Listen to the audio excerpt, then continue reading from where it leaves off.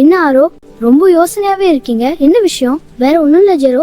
இந்த ஆன்மீக செய்திகளில் சொல்ற காத்திருத்தல் பத்தி தான் யோசிச்சுட்டு இருந்தேன். பைபிள்ல சவுல் ராஜாவையும் தாவீதையும் பார்க்கும்போது காத்திருக்க தெரியாதவனோட வாழ்க்கையும் காத்திருக்கிறவனோட வாழ்க்கையும் எவ்வளவு வித்தியாசப்படுதுன்னு புரியுது. ரொம்ப சரியாரோ. பைபிள்ல ஒன்று சாமுவேல் அதிகாரத்துல சவுல் பத்தின அந்த சம்பவம் இருக்கே, அது ரொம்ப பெரிய பாடம். பெலிஸ்தியர்கள் இஸ்ரவேலர்களோட போர் செய்ய மகா பெரிய வஸ்துக்களோடும் இரதங்களோடும் திரண்டு வராங்க. இத பார்த்த உடனே இஸ்ரவேல் ஜனங்கள் பயந்து போய் குகைகளிலும் காடுகளிலும் பாறைகளிலும் ஒளிஞ்சிக்கிறாங்க. அப்ப சவுல் கீழ்காலில் சாமுவேல் வருவதற்காக காத்திருக்கணும்.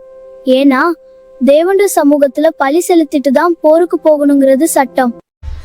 ஆனா சாமுவேல் வர வேண்டிய குறிக்கப்பட்ட நேரமாகியும் அவர் வரல. மறுபக்கம் தன்னை விட்டு ஜனங்கள் ஒவ்வொருத்தரா சிதறி ஓடிக்கிட்டு இருக்காங்க. அப்படியா? என்ன நடந்திருக்கும்? அங்கதான் சவுலுக்கு பயம் வந்துருச்சு இல்லையா? ஐயோ, பெலிஸ்தியர்கள் கில்காலி என்ன மேல இறங்கி வர போறாங்க, நான் இன்னும் கர்த்தருடைய முகத்தை பிரியப்படுத்தலையேன்னு நினைச்சு அவசரப்பட்டு தன் அதிகாரத்தை மீறித்தானே அந்த பலியை செலுத்திட்டான். அப்புறம் என்ன ஆச்சு? கண்டிப்பா பலி செலுத்துறது என்பது தேவனால் அபிஷேகம் பண்ணப்பட்ட தீர்க்கதரிசியான சாமுவேலின் வேலை. ராஜாவுக்குரிய அதிகாரம் கிடையாது. ஆனா சவுல் சூழ்நிலைய பார்த்து பயந்து போய் சரி நானே பலியிடுறேன்னு தன் சொந்த புத்திய நம்பி இறங்கிட்டான். அவனை பலிய செலுத்தி முடிச்ச உடனே சாமுவேல் வந்துறாரு. அப்ப சாமுவேல் சவுல் கிட்ட நீ என்ன காரியம் பண்ணினன்னு கேக்கும்போது, ஜனங்கள் என்னை விட்டு சிதறி போனாங்க, நீங்களும் கரெக்டான நேரத்துக்கு வரல, பெலிஸ்தியர்களும் கூடிட்டாங்கன்னு சவுல் தன் தப்ப மறைக்க நியாயம் பேசுறான் பாருங்க. அப்பதான் சாமுவேல் சொல்றாரு, நீ புத்தி இல்லாம நடந்துட்ட, கர்த்தருடைய கட்டளையை கை கொள்ளல, இல்லன்னா கர்த்தர் இஸ்ரவேல் மேல் உன்னுடைய ராஜ்யத்தை என்றைக்கும் நிலைப்படுத்தி இருப்பார். இப்போ உன்ன ராஜ்யம் நிலைக்காதுன்னு தீர்க்க தரிசனம் உரைக்கிறாரு. சரியான நேரத்தில் சாமுவேல் வராததும் பெலிஸ்தியர்கள் நெருக்கமும் சவுலை எவ்வளவு பெரிய தவறு செய்ய வச்சிருச்சு பாருங்க.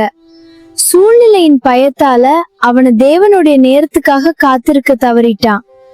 அவனோட அந்த ஒரு சின்ன அவசரம் அவனோட மொத்த ராஜ்யத்தையே கைவிட்டு போக வச்சிருச்சு. ஆமா மாறோ. ஆனா தாவீதோ அப்படி இல்லையே. சாமுவேல் அவனுக்கு அபிஷேகம் பண்ணி பல வருஷமாகியும் அவனு ராஜாவாகல. சவுல் அவனை கொல்ல துரத்தினப்போ குகைகளும் காடுகளும் ஓடினான். நடுவுல சவுலை கொல்ல 2 முறை பொன்னான வாய்ப்புகள் கிடைச்சது. நினைச்சிருந்தா ஈட்டியால குத்தி இருக்கலாம். ஜனங்களும் இதுதான் கடவுள் உனக்கு கொடுத்த சான்ஸ்ன்னு சொன்னாங்க. ஆனா அவன் என்ன சொன்னான்? கர்த்தார் அபிஷேகம் பண்ணினவன் மேல கை போட எனக்கு உரிமை இல்லைன்னு சொல்லி தன்னை முழுசா தேவனுடைய கருத்துக்குள்ள அடக்கிக்கிட்டானே, அதுதான் உண்மையான காத்திருத்தல். அது உண்மையான விசுவாசம். ஆமா, சரியா சொன்னாய். ரொம்ப அழகா சொன்னீங்க ஜெரோ. உலகத்துல எல்லாமே இன்ஸ்டன்டா நடக்கணும்னு நாம நினைக்கிறோம். ஆனா ஆன்மீகத்துல ஆண்டவர் சமூகத்துல காத்திருக்கிற ஒவ்வொரு நாளும் நம்ம புடமிட்டு பக்குவப்படுத்துற பொன்னான வேலைதான். சவுலை போல நம் சொந்த பலத்தை நம்பி சூழ்நிலைக்கு பயந்து ஓடாமல், தாவீதை போல கர்த்தருடைய நேரத்துக்காகவும் அவருடைய கருத்துக்காகவும் அமைதலா காத்திருப்போம். ஆமா, நிச்சயமாக. ஆரோ, கர்த்தருக்காக காத்திருக்கிறவங்க யாராவது வெட்கப்பட்டு போயிருக்காங்களா? நிச்சயமா இல்ல. கர்த்தர் நமக்காக எதை வைத்திருக்கிறாரோ அது அவருடைய நேர்த்தியான நேரத்தில் குறைவின்றி நம் கைகளில் கிடைக்கும். ஆமாம் ஜெரோ.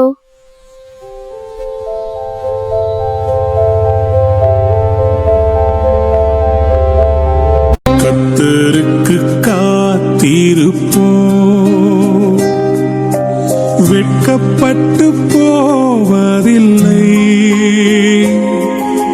நிச்சயமாய் முடிவு உண்டு, நம்பிக்கை வீண் போகாது. இயேசுவுக்கே புகழ். இந்த வீடியோ பகிர்வு உங்களுக்கு பிடித்திருந்தால் மறக்காம லைக் பண்ணுங்க, கமெண்ட் பண்ணுங்க, உங்கள் நண்பர்களுக்கும் ஷேர் பண்ணுங்க. நன்றி. ஹல்லேலூயா.